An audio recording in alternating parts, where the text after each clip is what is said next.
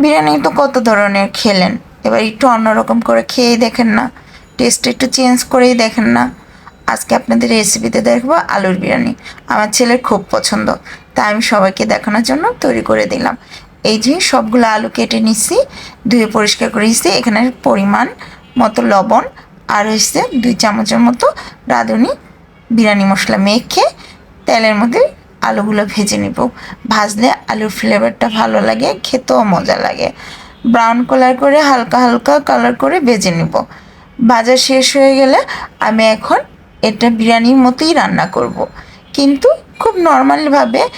অনেক টেস্টি হবে বিরিয়ানিটা।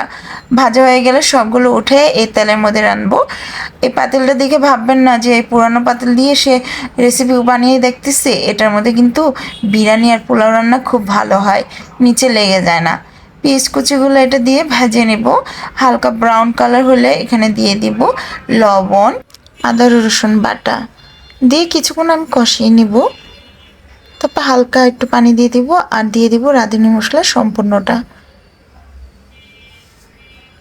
যখন পানিটা কমে যেয়ে তেলটা উপর দিকে ভেসে যাবে, তখন ভাজা আলুগুলো আমি দিয়ে দিব।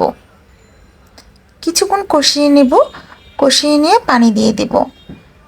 আজকে আমি হাফ কেজি পোলাও চালের বিরিয়ানি করতেছি, সেই অনুযায়ী আমি পানিটা দিচ্ছি।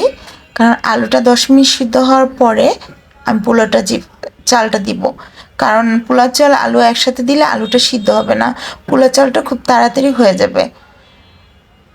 যখন বলক আসবে আমি চুলাটা কমিয়ে দিব, আস্তে আস্তে মিডিয়াম লো আছে জাল দিয়ে চালটা ফুটিয়ে নিব। দেখুন কি সুন্দর হয়েছে আমাদের আলু বিরিয়ানি। একটু ডেকোরেশনের জন্য ডিম, টিকা, চিকেন ফ্রাই দিয়ে দিলাম। শুধু কিন্তু খেতে অনেক মজা হয় আলুর বিরিয়ানিটা। অবশ্যই বাসায় ট্রাই করে দেখবেন। খুবই টেস্টি এবং নিয়মি, খুবই সাধারণ একটা রেসিপি।